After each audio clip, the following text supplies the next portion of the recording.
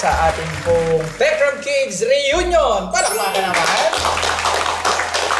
Masaya ba kayo na nakita niyo muli ang isa't isa? Yes, yes. Okay. Masaya. So maraming mga nangyari before at syempre mga hanggang sa kung ano kayo ngayon. May mga tanong lang ako sa inyo, no, bilang parang ano ba, refreshment at saka gusto nating malaman ano bang mga nangyari sa mga buhay ninyo lalo na yung mga hindi natin nakasama. Okay? So, ready na ba kayo? Ready? Kulang pa ng energy. Kulang sa energy. Ready na ba kayo? Ready. Okay. Before, mga ka-Tekram, sila po ang Tekram Kids. So ngayon, hindi na po sila kids eh. Tekram, teens.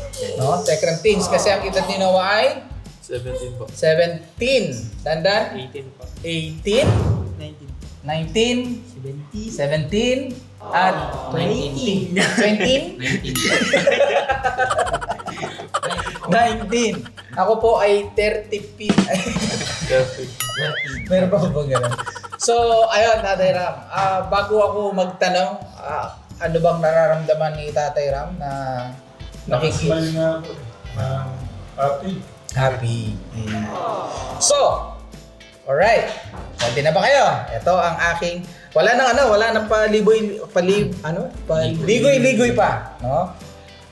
Unang tanong ko muna sa inyo is, kamusta ka ngayon at ano ang pinagkakaabalahan mo? Okay, yun muna. Para lang, yung kasalukuyan muna. Mamaya na yung mga before. Okay, simulan na natin. Kay Kuya Noah, kamusta ka? Okay lang po. Pinagkakabalan ko po ngayon ay basketball po. Mhm. Galing. Bigay ka ng detalye, anong ganap sa basketball? Ano po, ensayo po para po sa MPBL tsaka po sa Claraan. So nag-ensayo ka ngayon para sa MPBL at Claraan. Apo. Okay, sa Baliwag. Apo. Okay, so yun yung mo ngayon, doon nauubos majority of your time. Apo. Okay, so ayun, Katekram, talagang kinarir po niya ang basketball. So mamaya tingnan natin kasi magbabasketball tayo 3v3. Oh. Lugi dapat. Sana na mag-isa to. 1v5, gano'n. Okay, thank you kayo na mga Kuya Dandan. Ikaw, kamusta ka? Magkasunod na trahedya ang nangyari sa pamilyang ito. Noong nakaraang taon lang, pumanaw ang tatay ni Nadan at itong taon naman sumunod ang kanilang nanay. Masyadong maaga ang kanilang paglisan, ngunit ito ang nakatadhana sa kanila. Aking nakapanayam ang isa sa mga naulila na si Dan at muli na naman akong nakaramdam ng bigat sa kalooban. 13 taon pa lang si Dan ngunit kailangan niyang kumayod para makatulong sa gastusin at may makain ng mga kapatid. Pumasok ito bilang tagapastol ng itik, nagpapatubig ng halaman at kung ano-ano pa. Isa na namang kwentong kukurot sa ating mga puso at naway kapulutan po natin ng aral. Ito ang kwento ng buhay. Para pong tumigil yung mundo ko. Paano kuya? Tumigil po yung yung pagiging masayahin. Okay lang po. Ang pinagkakabalaan ko po ngayon ay nagtatrabaho po Mm-hmm. sa hardware. Hardware bilang Tiga-deliver po. deliver. Okay. So dahil bakasyon, yan muna ang ginagawa mo ngayon. Okay. Pero anong grade ka na ngayon? 12 po. Pero sa pagpasok? Opo. Okay, good. So kaya naman ba ang sa hardware? Kaya naman po. Sure. Opo. Balita ko nagbubuhat ka ng semento, hollow blocks, ganun, bakal. Opo. Okay ba yung buto mo dyan? Wala naman. Okay. Okay. Pala sa Matibay pa kapag nagbubuhat ng ganun. Solid. Tingnan natin mamaya wrestling. Ay, kung talagang lumakas ha. Sige. On my right, Pwede po, ikaw, kamusta ka ngayon? Ano yung pinagkakabalahan? Nanghihina yung pakiramdam ko. Pagdating ko, lupay pa yung mga pamilya ko din sa labas. Nasunog ika yung bahay natin. Bigla akong kinabahan. Yung pagmamahal niyo sa akin, malaki. Tuwa to para sa akin kasi nga kayo lang ang nagbibigay sa akin ng liwanag ng pag-asa.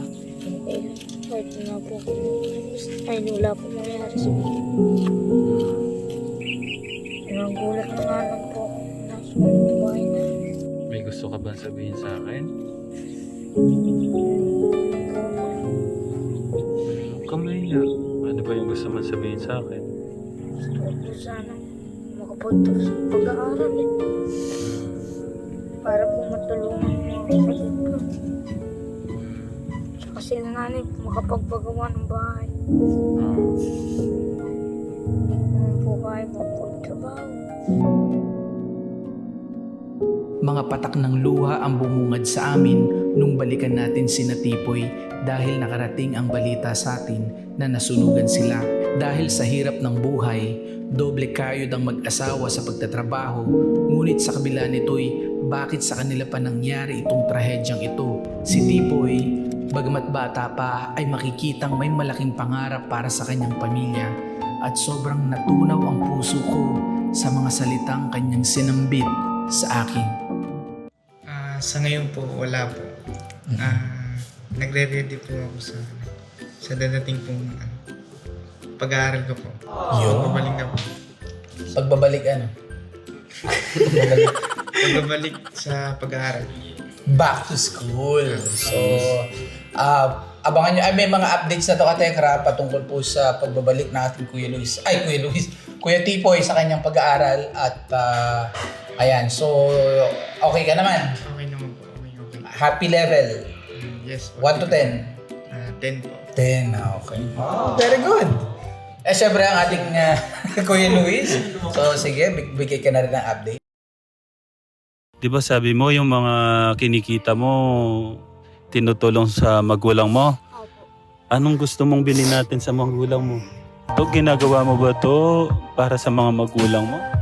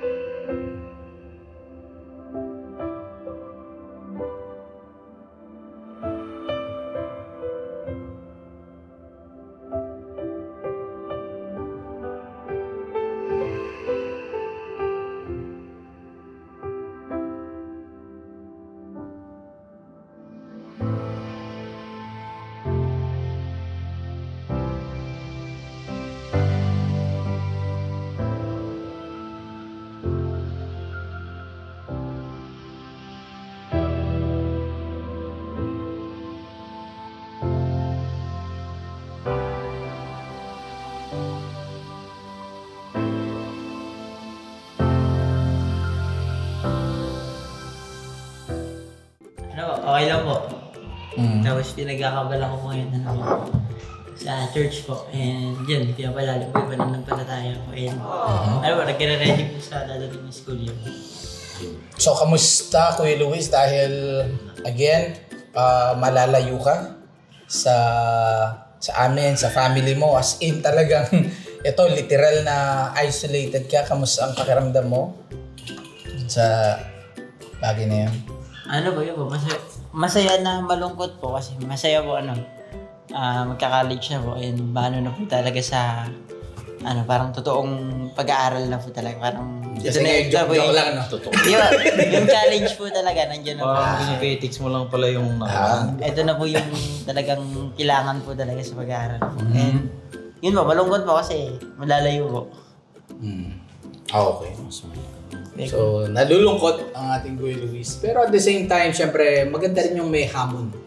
No, may bagong, alam mo yun, pag minsan kasi pag walang challenges, minsan parang, ewan ko, parang iba kapag may bago, di ba?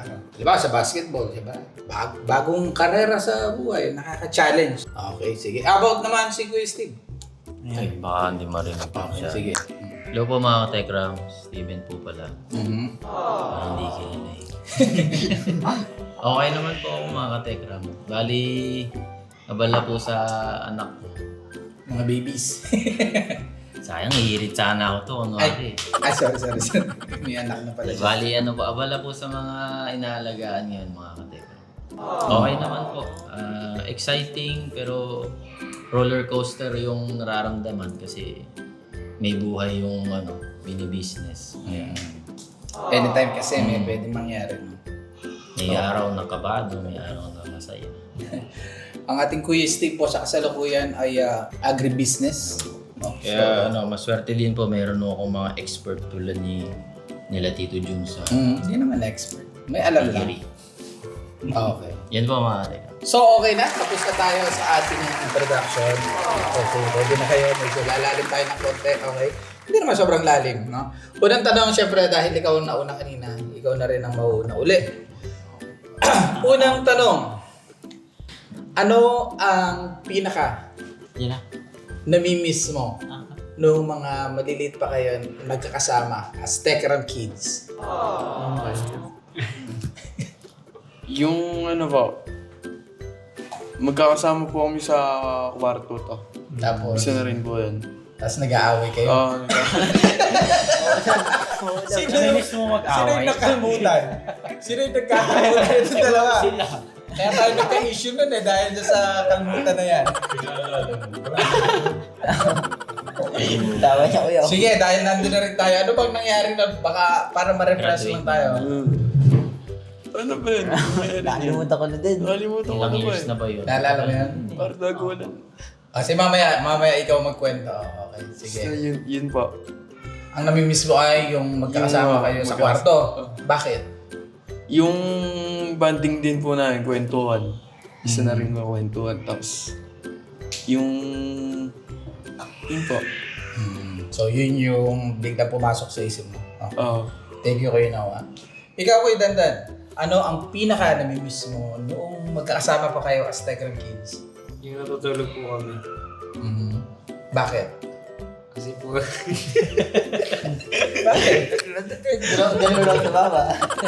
Nagkatingin na. masarap po kasi matulog si Kuya Tipo eh. Masarap matulog. Opo, saka yung paggabi po, yung pag pinapabasa po kami ni tatay. Okay. So kung saan naalala mo, yung nagkalimutan kayo ni Noah, anong nangyari ba nun? I-refresh mo nga kami. Nagsimula po yun sa nag-asaran po kasi kami nun. Sasabi ko ni Kuya Dave, tulak mo nga. Sabi niya nga, tinulak ko po. Ayun, nagsimula mo. Oo, nagsimula. Oo. Tinulak mo naman. Tinulak ko po. Ay, nainis po si Kuya Noah. Ninulak rin po ako. Yung po, nagbali-bagay na po kami sa taas ng kwarto. Ayan. So syempre bilang nakakatanda, no, alam namang hayaan lang natin yun na dubulas. So kaya meron tayong mga tawag dito ng mga disciplinary action na tinatawag. Kaso unfortunately no mga kategram. Pero tapos na yun, ano? Okay naman na yun. At okay, punta na tayo kay Tipoy, yung masarap na matulog.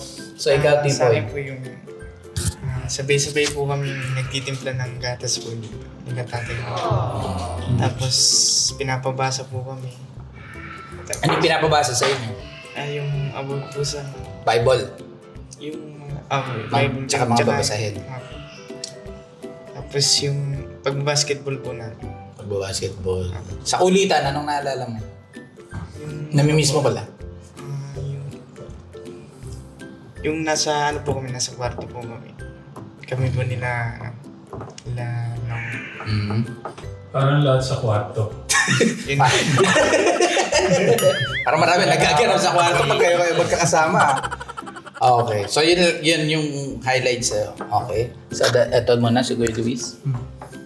Kuya, ano pinaka namimiss mo? So yun, pinaka namimiss, syempre unang pumasok sa isip ko siguro yung yung pagbabanding ko, paglalaro. Syempre, yung parang batang naglalaro po gano'n. Syempre, as you grow up po, hindi na po natin masyado nagagawa yung mga ganun bagay. Kasi may mga iba't iba na po tayong pinagkakabalahan. So yung mga ganun bagay po is, sabi nyo nga po, bilang matanda, parang nakakamiss maging bata. Yun po. So yung laro, pag naglalaro kayo, yun yung namimiss mo ng Tekram Kids. Siyempre, ang Kuya Sid natin, nakakabanding mo rin naman sila. So anong namimiss mo noon? Bali, Di po ako nakasama sa banding sa kwarto. Hindi po ako nakaka-relate. Siguro kung sinabi ko, magtataka kayo, no? Po yun. Isipin pa yun. Ano po, yung pinaka-main ko na mga naranasan na kasama sila nung mga taon na yun nakaka-Tekram, yung pagbabasketball.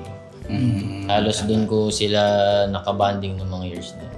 Siyempre masaya kasi yung mga kaidaran ko kasi sa mga pinsan, katulad doon nila Ramshan, nung nandun sila, kumbaga Maliliit pa. during those years, meron din akong mga nakalaro kahit pa paano. Okay. Thank you so much. Okay, sabi ko naman sa inyo, hindi naman to masyadong malalim, no? Pangalawang tanong, ready na kayo? Okay. Ngayon naman, ang aking tanong is, doon sa panahon na tayo Ay, wait lang pala. Bago yung pangalawang tanong, hindi nyo ba namimiss si Teacher Lems nyo? Ayun, yun nga po. Ha? Okay. So, sige, bigyan na rin natin ng mabilis na sagot sa inyo, no? Ano namimiss nyo kay Teacher Lems? Ano nga? Yung pagturo po. Oh, syempre. I mean, anong specific event ang namimiss mo sa kanya, or parang ugali niya, or ginagawa niya sa inyo? Ang iniisip ako. Yung tawa niya po. Ay, Sabi na eh. yung tawa niya, yun, no? Wagas. Ayan. Ikaw, anong naalala mo kay Teacher Lems? Hindi ko po alam kung tama po ito naisip ko eh. Ano? Yung naiyak po siya pag nagtuturo sa amin. Kasi si Tatay Ram po doon, kawawa sa amin na po doon na makinig. Okay, ikaw, B-Boy. Yung hindi po siya tumitigil sa pagtuturo po hanggang hindi po namin na Nagigets. naiintindihan. Ganun ba? Kay Luis. Ako po, madami po. Ano, Ano yung syempre, highlights? syempre bilang estudyante na tinuruan niyo po. Na kunyari, mag-isa-alis po. Di ba? Sobrang laing bagay po nun sa amin. Na hindi po niya kami sinukuhan nung time na yun na talagang porsigido po kahit ayaw po namin mag-aral po. Parang pinipilit niyo po kami. And yun po, yung pag-umuwi po siya ng Quezon, diyadala po niya kami ng banana cake. Wala banana cake. Oo, tama. Nagdala siya ng mga pasalubong. Okay. So, si Kuya Steve, di naman siya estudyante that time. Ay, Sige, go. Hindi ako po na-appreciate ko po yung kumbaga yung extra kasi kumbaga yung as work. Parang dinagdagan pa yung effort to eh. Parang kumbaga na-appreciate ko yung naitulong ni Teacher Lems sa kanila. Hindi lang kasi siya teacher lang, kundi naging ate talaga siya sa inyo. Nung mga Diba? iksuna nandito si Lems. Yun. Teacher Lems, thank you. Marami din siyang puting buhok na lumabas dahil sa stress sa inyo, no? Anyway, moving on. Ito na, pangalawa nating official na tanong. Ano naman ang pinagsisisihan mo noon? Okay. Tapos naman na yun. Pero sa tingin mo, ano yung parang pinagsisihan mo noon nung kayo mga, Tekram kids? Kuya Noah? Dami daw. Ano po, nagsisiyan po. Marami. Mahirap nga Ay, yung isa na po yung sa pag-aaral. Ano yun? Dahil po sineryoso po. Iba po yung pag sineryoso po talaga eh. Yun po. Okay, so sa pag-aaral, ang inaano mo na sana mas pinagtuunan mo pa siya ng pansin. Okay. Thank you, Kuya naman. Kuya Dandan. Marami po eh. Sige, isa-isay natin. Hindi, yung pinaka. Yung po, yung nasumbong po kay ate na mali. Saka yung inaway ko po si Kuya Noah. Ngayon po yung pinagsisihan ko sa lahat. Una mo pinagsisisihan, yung nagsumbo ka kay ate mo na nagkaroon ng problema. Okay. Saka yung kay Luis po. Ano, Kay Noah po pala. kay Kuya Noah na? Ano po ang balag-bagang po sa taas ng kwarta. Okay. Yan lang po. Sising-sising nga po. Ano sa'yo? Oo. Ano yung nasa isip mo Dahil siyempre, nakikita mo reaction ni ate mo. Alam mo naman din kung paano ka namin, kumbaga, kinalinga dito. Anong nararamdaman mo nun? Curious lang ako. Habang nagagalit yung ate mo. Halo-halo po, di na po pagsalita nun eh. Hindi ko po alam gagawin ko nun eh. Oo. Saka, ano po, pinagsisihan ko po talaga yung nag-post kagad po si ate na hindi pa po kayo tinatanong nila kung ano po yung ginawa niyo sa akin. Okay, for the record ka, Tekram, tapos na po ito ha. Baka mabuksan uli yung issue na yun. Ano? So, anyway, mahalaga doon is may natutunan tayo doon sa nangyari na yan. Ano pa? Ano pang... Ayun lang. Yun. Okay. Kuya Tipoy, ikaw naman. Unang-unang pinagsisisihan ko po. Hindi po ako nakinig sa payo ng magulang ko at kay Tatay Ram po. Kumbaga sana parang mas naging ako sa ganung bagay, hindi ko pinakinggan yung tama pala yung sinasabi sa akin. Kaya yung nangyari sa akin ngayon, hindi ako nakapag-aral ng maayos. Tapos hindi ko rin masyadong yung pagbabasa-basa namin dito. Hindi ko masyadong pinagpukusan. Yan pa yung pinagsisihan ko kasi. Thank you, Kuya Tipoy. Ikaw, Kuya Luis. Siguro may gagaya ng ginawa. Na? Yun sa pag-aaral po. Siyempre bilang bata po. Gusto Parang mo hindi po natin kontrol yung isip po natin. Parang gusto po natin yan, puro laro. Pero yun po, kahit minsan, kahit parang hindi mo naman masisi sarili mo kasi bata ka pa, parang pinagsisisihan mo na. Pwede naman pala akong mag-focus sa pag-aaral ko. Okay. Kaya, tandaan ninyo, kaya nga kayo may gumagabay. Kasi bakit? Kasi bilang bata, sinasabi mo Kuya Luis, gusto natin maglaro, ganan. Kaya mayroong mga magulang na gumagabay para i-guide kayo na ang buhay ay hindi puro laro, na kailangan maglaan tayo ng panahon sa ganito, ganyan-ganyan. At kung magtitiwala kayo sa kanila, mapapabuti kayo. Kung hindi naman, tayo rin naman ang mahihirapan. So balang araw, magkakaroon kayo ng sarili nyong pamilya or parang nakababatang kapatid siguro or pwedeng kaibigan na kayo naman yung magpapayo sa kanila at mapapatunay nyo sa sarili nyo na tama yung ganong na kapag sinasabihan at nakikinig. Tama? Tama. Okay, good. Kuya Steve, ikaw? Anong mga years ba yun?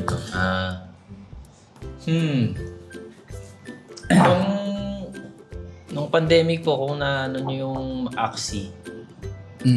Although, maganda naman po yung nangyari na sa akin nun. Na ano din po kasi ako nun na napa-invest. Okay naman nun, pero yung naging mali ko lang, yung nabawi na napuhunan, pumasok yung greed. Pinasok ko ng panibagong investment. Hanggang sa bumaba na ng bumaba kasi bumalik na ako sa normal yung natin, yung pamumuhay. Tapos na yung pandemic. Kaya yun, isang malaking lesson yun sa akin na babaunin. Goodbye, cash. Pwede ko ba sabihin magkano yung lumipad mo? Makati to eh. Makati, mga 6 digit? Hindi naman. 5 digit. Less than 50.